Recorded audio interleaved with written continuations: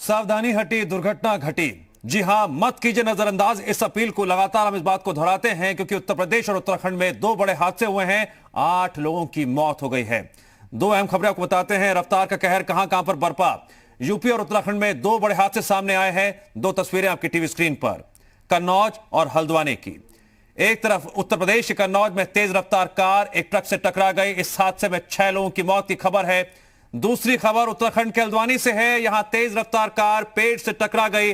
हादसे में 2 लोगों की मौत हो गई जबकि 3 की हालत गंभीर है।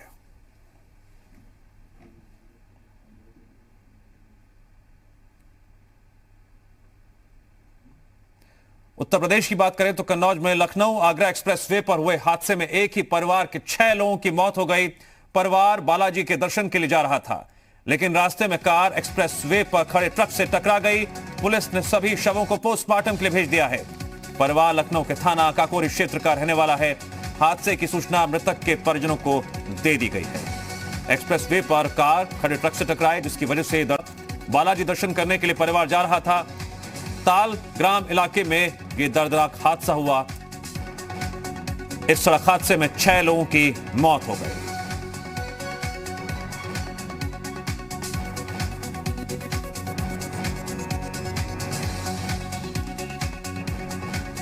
तेज रफ्तार और वाहन चालक की लापरवाही की वजह से आए दिन लगातार हादसे हो रहे हैं। ऐसे में एक बार फिर से हम आपसे अपील करते हैं, सावधानी बरतिए और नियमों की कतई अनदेखी मत करिए।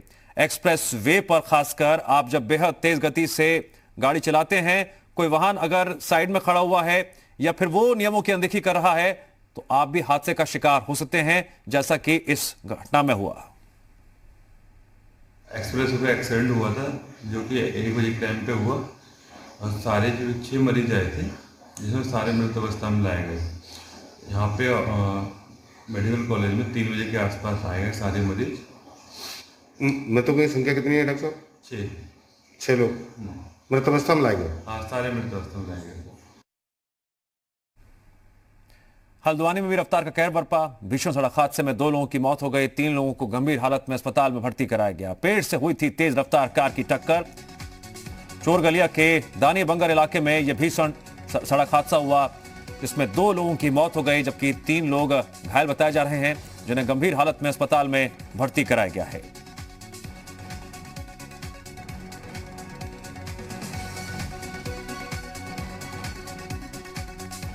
देश की राजधानी दिल्ली आज कोहरे की चपेट में नजर आ रही है। देर रात से कई इलाकों में कोहरे की वजह से लोगों को परेशानी का सामना भी करना पड़ा। सुबह भी कोहरे की वजह से दिल्ली एनसीआर के कई इलाकों में विजिबिलिटी कम रही। अक्षरधाम में तो विजिबिलिटी 10 से 20 मीटर ही बनी हुई है। मयूर विहार और गाजीपुर बॉर्डर की 2 तस्वीरें इस वक्त आप अपनी टीवी स्क्रीन पर देख रहे हैं। किस तरह से सुबह के वक्त कोहरा छाया हुआ था। वाहन चालकों को वाहन चलाने में भी दिक्कतों का सामना करना पड़ रहा था।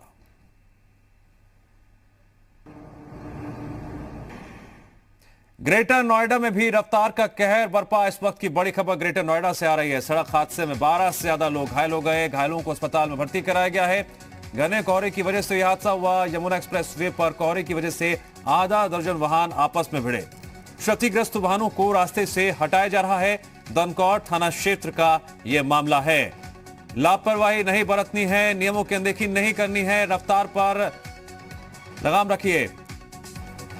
कोहरा कहीं ना कहीं हादसे की बड़ी वजह बनता है। अक्सर वाहन चालक एकदम से रफ्तार पकड़ लेते हैं, कुछ दूरी पर ही जो वाहन आपके आगे है वो दिखाई नहीं देता, फिर इस तरह के हादसे सामने आते हैं। कुछ ऐसा ही ग्रेटर नोएडा में हुआ।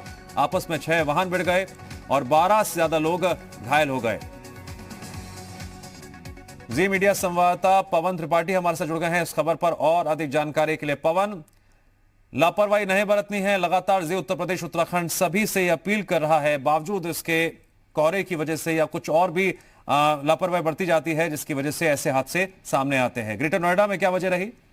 बिल्कुल, देखिए अगर बात करें तो मौसम ने अचानक करवट ली है और जो कोहरा है वो काफी ज्यादा घना कोहरा हो चुका है। अगर विजिबिलिटी की बात करें तो महज 50 मीटर। ये पूरे दिल्ली एनसीआर ही नहीं बल्कि अलग हर जो जिला है वहाँ पर ये हो चुका है इस समय।